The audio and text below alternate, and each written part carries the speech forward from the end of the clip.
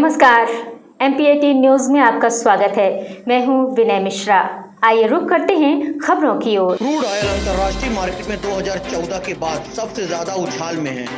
विपक्ष के लोगों की माने तो सरकार चुनाव के मद्देनजर रखते हुए पेट्रोल और डीजल के दामों को रोक रखी थी। जिस तरीके से अंतर्राष्ट्रीय मार्केट में कच्चे तेल के रेट में उछाल हुआ है, उसके बाद संभवतः पूरे भारत में पेट्रोल और डीजल के रेट बढ़ेंगे। वहीं उससे संबंधित वस्तुओं के रेट भी बढ़ने की पूरी संभावनाएं हैं थी, जिसके बाद आज उत्तर प्रदेश में आखिरी 7वें चरण का चुनाव भी समाप्त होने की कगार में है, जिसके बाद विपक्ष के नेताओं के बयान भी सामने आने लगे हैं। जमीनी हकीकत क्या है, ये समझने के लिए हमारे रिपोर्टर मैदान पे तैनात हो गए हैं और लोगों से बात कर रहे हैं कि पेट्रोल और डीजल अगर बढ़ता है तो उनके जेब में कितना खर्च बढ़ेगा। ये मोदी सरकार की नाकामी है जो जनता को रिलीफ नहीं दे पा रही, आराम नहीं दे पा रही हर चीज़ से।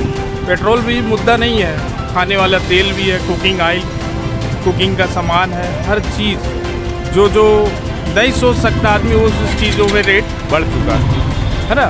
तो ये सब प्लान से कोई काम तो है नहीं इनका, जो जैसा चाहते हैं वो वैसा अपने तरफ से ये बना लेते हैं, जनता को तकलीफ़ देते हैं और हमेशा जो चुन के जाते हैं लोग हमसे वादा करते हैं, लेकिन वो वैसे हम लोग को आराम नहीं दे पा रहा है। जी, आज तो चुनाव खत्म होने वाला है। चुनाव तो खत्म हो जाएगा, नेता जीतेंगे, बनेंगे, हारेंगे, सब कुछ होगा, लेकिन ये पेट्रोल का रेट है जो कम होने का नाम ही नहीं ले रहा है। इसकी महंगाई तो ऊंचाई प्राप्त करते जा रही है। ऊंचाई का एक शिखर, जैसे आप हिमालय की चोटी देखे हैं, जैसे आप नीचे से चढ़ाई चढ़ते हैं तो उस चोटी पर हिमालय के कगार पर जाकर अभी बीच में पहुंचा है और चुनाव जीतने के बाद और ऊपर आएगा और श्रृंखला अपनी विजय हासिल करेगा। अभी 110 होगी, बहुत सारी कठिनाइयों का सामना कर रहा है आम पब्लिक को।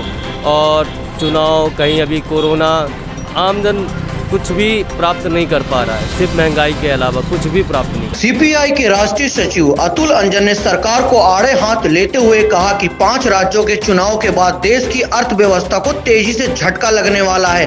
दरअसल जैसे ही यूपी में आखिरी 7वें चरण का चुनाव आज समाप्त होगा, इसके बाद पेट्रोल और डीजल की कीमतों को तेजी से बढ़ाया जाएगा, जिसमें आम जनता का पिसना लगभग तय है। देश की अर्थव्यवस्था एक लंबे गहरे संकट के दौर से गुजर रही है। ये संकट और भी गहरा होगा जो 5 राज्यों के चुनाव समाप्त होंगे और फिर एक बार पेट्रोल डीजल के दाम और पेट्रोलियम प्रोडक्ट्स के दाम बढ़ जाएंगे। और जैसे पेट्रोल डीजल के दाम बढ़ेंगे, आवागमन के दाम बढ़ेंगे, माल की ढुलाई के दाम बढ़ेंगे और महंगाई और एक नए विकराल रूप में इकट्ठा हो जाएगी। उधर यूक्रेन के संकट से और एक नया संकट होगा, क्योंकि भारत भी रूस से अपने 3% पेट्रोलियम प्रोडक्ट्स लेता है। यूक्रेन में हमारे निर्यात होते हैं, हमारे आयात होते हैं। वैसे भी इन कोरोना काल के बाद भी सरकार की नीयत की वजह से और नीतियों की वजह से हमारा निर्यात घट गया और आयात बहुत बढ़ गया। प्रधानमंत्री जी रोज चीन की बात करते हैं, लेकिन चीन से हमारा $100 अरब का व्यापार बढ़ गया। अरे क्या हाल है प्रधानमंत्री जी, घर के आंगन में जिस रस्सी पर कपड़े सुखाए जाते हैं वो भी चीन से आएंगे। आप तो कह रहे थे हवाई चप्पल पहन करके हवाई सफर करेंगे, वो भी चीन से हवाई चप्पल आएगी। ये चीन से बढ़ता हुआ आयात, इसे कहीं रोका जाए, इसने हमारी कुटीर उद्योग को खत्म कर दिया, लघु उद्योग को कर दिया, मध्यम उद्योग को खत्म कर दिया और यह भी इलेक्ट्रॉनिक पार्ट्स और मोटर उद्योग के तमाम पुर्जों को भी खत्म कर रहा है। देश की मेडिकल फार्मा की इंडस्ट्री को भी तबाह कर देगा।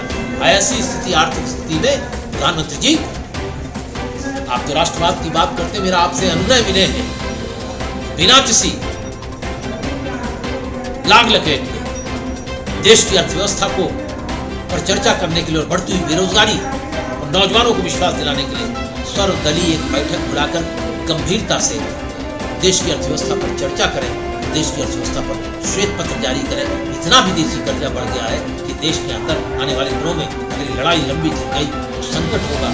लड़ाई लंबी चलेगी तो साथ साथ पेट्रोलियम प्रोडक्ट्स के दाम भी बढ़ेंगे। वहीं इस पूरे मामले में कांग्रेस नेता सुफियान खान का भी बयान सामने आ गया है। उन्होंने साफ तौर पर कहा कि भाजपा सरकार आम जनता के साथ छलावा कर रही है।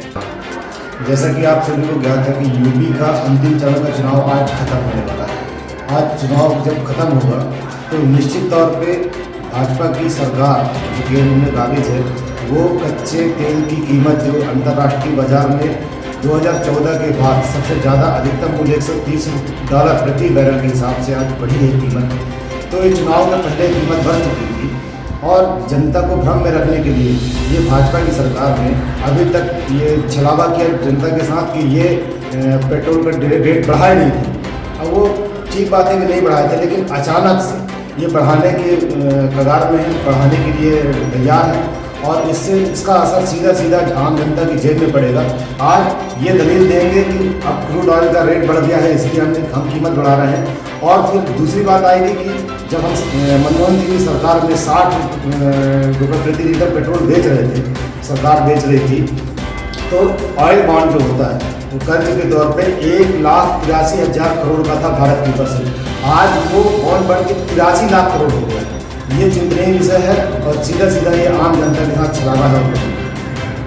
वहीं आम आदमी पार्टी के जिला अध्यक्ष संतोष चौबे भी सामने आ गए हैं। उनका साफ तौर पर सरकार पर आरोप है कि 5 राज्यों के चुनाव को देखते हुए सरकार ने पेट्रोल और डीजल के दाम रोक के रखे हुए हैं। भाजपा की केंद्र सरकार वर्तमान में जनता के साथ सौतेला व्यवहार करने जा रही है।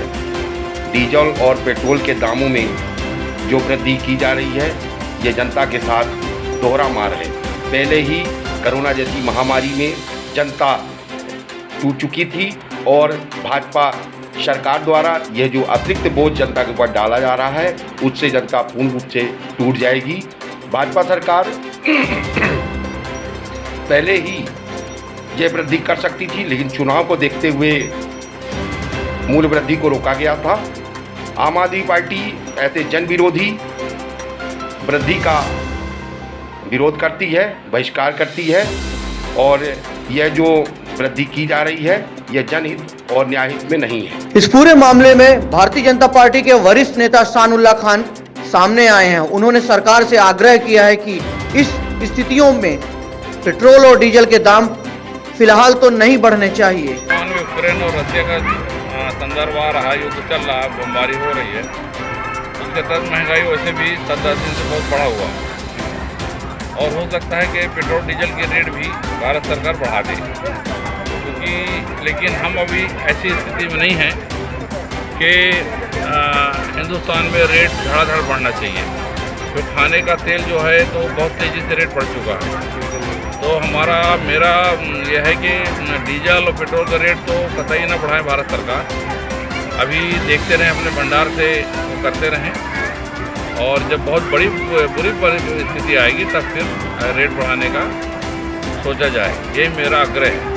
हाथमी हॉस्पिटल संभाग का एकमात्र हॉस्पिटल जहां पर दूरबीन एवं लैप्रोस्कोपी द्वारा सभी प्रकार के स्त्री रोगों की चिकित्सा एवं उपचार किया जाता है। हाथमी हॉस्पिटल, जय स्तंभ चौक, शहडोल।